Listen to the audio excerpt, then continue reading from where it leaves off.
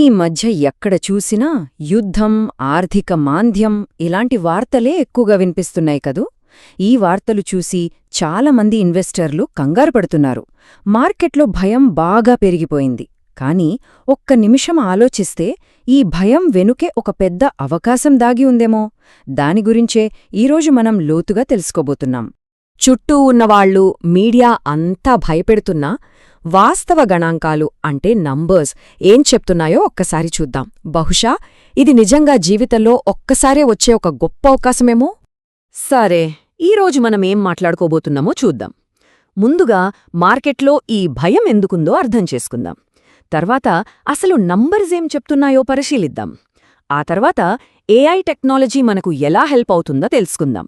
Market గురించి ఉన్న కొన్ని అపోహలని డేటాతో చెక్ చేద్దాం. నష్టపోతామనే భయం మనల్ని ఎలా ప్రభావితం చేస్తుందో చూసి చివరిగా ఇప్పుడు మనం ఏం చేయొచ్చు, మన ముందున్న దారులేంటో చర్చిద్దాం. రైట్, ఇక మనం మొదటి టాపిక్లోకి వెళ్దాం. అసలు మార్కెట్లో ఎందుకు ఇంత భయం ఉంది? ఏంటి దీని వెనక కారణాలు?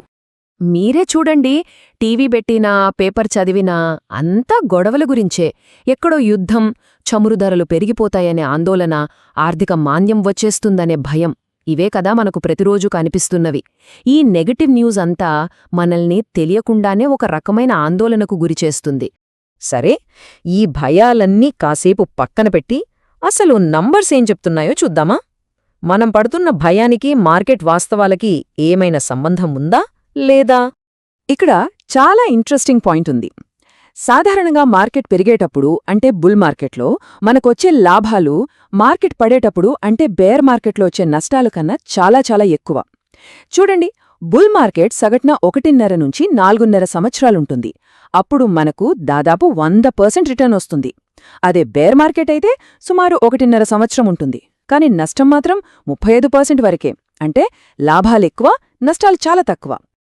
640% నమ్మశక్యంగా లేదు కదా. కానీ ఇది నిజం. 2003 నుంచి 2008 మధ్య నిఫ్టీ ఏకంగా 640% పెరిగింది. ఇది మార్కెట్ పవర్కి, అది లాంగ్ టర్మ్లో ఎంత సంపదను సృష్టించగలదో చెప్పడానికి ఒక పెద్ద ఉదాహరణ. అదే ఒక్కసారే కాదు. ఇక్కడ చూడండి, 2014-17 మధ్య 60%. ఇంకా చెప్పాలంటే 2020-21 మధ్య కేవలం 1.5 సంవత్సరంలోనే 100% రాబడి వచ్చింది. అంటే మన గబ్బు రెట్టింపైందన్నమాట. బుల్ మార్కెట్ పవర్ అంటే ఇదే. సో లాంగ్ టర్మ్లో మార్కెట్ మంచి లాభాలిస్తుందని మనకర్థమైంది. అయితే ఈ లాభాలను ఇంకా పెంచుకోవడానికి టెక్నాలజీ ఏమైనా హెల్ప్ చేస్తుందా? అదే మన నెక్స్ట్ టాపిక్. ఈ బార్ చార్ట్ చూడండి. గత 5 ఏళ్లలో నిఫ్టీ 50 దాదాపు 74% రిటర్న్ ఇస్తే, భారత్ మార్కెట్ అవుట్ పర్ఫార్మర్స్ అనే ఒక ఏఐ స్ట్రాటజీ ఏకంగా 587% రాబడినిచ్చింది. తేడా ఎంతుందో మీరే చూడండి. ఇది మామూలు విషయం కాదు. అంత పెద్ద రిటర్న్ ఇచ్చింది కదా అని ఈ ఏఐ స్ట్రాటజీ చాలా కాంప్లికేటెడ్ అనుకోవద్దు. ఇది చాలా సింపుల్గా పనిచేస్తుంది. ప్రతి నెల మనకు ఏ స్టాక్స్ కొనాలో, ఏవి మన పోర్ట్ఫోలియో నుంచి తీసేయాలో క్లియర్గా చెప్తుంది. అంతే. సరే, ఏఐ బాగుంది, డేటా బాగుంది, అంతా ఓకే. కానీ మన మనసులో కొన్ని భయాలు, కొన్ని అపోహలుంటాయి కదా, అవి మనల్ని వెనక్కి లాగుతూ ఉంటాయి. ఇప్పుడు వాటి సంగతేంటో డేటాతోనే తేల్చుకుందాం. ఇది చాలామంది అడిగే ప్రశ్న. ఒకవేళ 2000-2009 లాంటి లాస్ట్ డెకేడ్ మళ్లీ వస్తే ఏంటి పరిస్థితి? అంటే 10 ఏళ్లపాటు మార్కెట్ పెరగకపోతే మన డబ్బు సంగతేంటి అని. చూడండి, ఆ టైంలో అమెరికా మార్కెట్ S&P 500 నిజంగానే నష్టాల్లో ఉంది. కానీ అదే సమయంలో మన నిఫ్టీ 50 మాత్రం పాజిటివ్ రిటర్న్స్ ఇచ్చింది. అంటే ప్రపంచ మార్కెట్లు పడిపోయినా మన మార్కెట్ పెరుగుతుందని చెప్పటానికి ఇది ఒక ఉదాహరణ. ఈ చార్టు చాలా ముఖ్యమైన విషయం చెప్తోంది. నిఫ్టీలో 1 సంవత్సరం పాటు ఇన్వెస్ట్ చేస్తే లాభం రావచ్చు, నష్టం కూడా రావచ్చు. కానీ 5 ఏళ్లు లేదా అంతకన్నా ఎక్కువ కాలం ఇన్వెస్ట్ చేస్తే చారిత్రకంగా చూసినప్పుడు నష్టపోయే అవకాశం 0. లాంగ్ టర్మ్ ఇన్వెస్టింగ్ పవర్ అంటే ఇదే. ఇక యుద్ధాల భయం.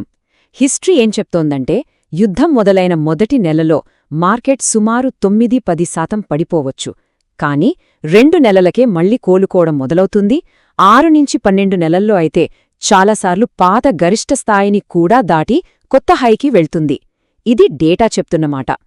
ఇంత మంచి డేటా, ఇన్ని ఆధారాలున్నా చాలామంది ఎందుకు భయపడతారు? ఎందుకు నష్టాల్లో అమ్ముతారు? దానికి కారణం మన మైండ్ సెట్, మన సైకాలజీ. దీన్నే సైకాలజీలో లాస్ అవర్షన్ అంటారు. సింపుల్గా చెప్పాలంటే మనకు ఒక 1000 రూపాయల లాభమొస్తే కలిగే సంతోషం కన్నా అదే 1000 రూపాయలు పోగొట్టుకుంటే కలిగే బాధ రెండింతలు ఎక్కువగా ఉంటుందట. ఈ నష్టపోతామనే భయమే మనతో తప్పుడు నిర్ణయాలు చేయిస్తుంది. సరే, ఇప్పటివరకు మార్కెట్ భయాలు, డేటా, మన సైకాలజీ అన్నీ చూసాం. ఇప్పుడు మన ముందున్న దారులేంటి? మనం ఏం చెయ్యాలి? సాధారణంగా మన ముందు 3 ఆప్షన్స్ ఉంటాయి. 1. హోల్డ్ చేయడం, అంటే పానిక్ అవ్వకుండా ప్రస్తుతానికి మనే ఇన్వెస్ట్మెంట్స్ని అలాగే ఉంచడం. 2. అమ్మేయడం, ఇది పూర్తిగా వ్యక్తిగత రిస్క్ మీద ఆధారపడి ఉంటుంది. 3. ఈ పరిస్థితిని ఒక అవకాశంగా చూసి ఇంకాస్త ఇన్వెస్ట్ చేయడం. సో ఒకవైపేమో డేటా ఉంది, ఇది ఒక అవకాశం అని చెప్తోంది. మరోవైపు మన మనసు, మన సైకాలజీ ఉంది, ఇది భయపెడుతోంది. మరి మన నిర్ణయాన్ని ఏది శాసించాలి? డేటానా లేక భయమా? దీనికి సమాధానం మనమే వెతుక్కోవాలి. ఇలాంటి మరిన్ని ఫైనాన్షియల్ స్ట్రాటజీల గురించి తెలుసుకోవాలనుకుంటే తప్పకుండా సబ్స్క్రైబ్ చేసుకోండి. ఈ సమాచారం స్నేహితులకు కూడా హెల్ప్ అవుతుందనుకుంటే వాళ్ళతో షేర్ చేయండి. ఆర్థిక ప్రయాణంలో ఇదొక మంచి స్ఫూర్తినిస్తుందని ఆశిస్తున్నాం.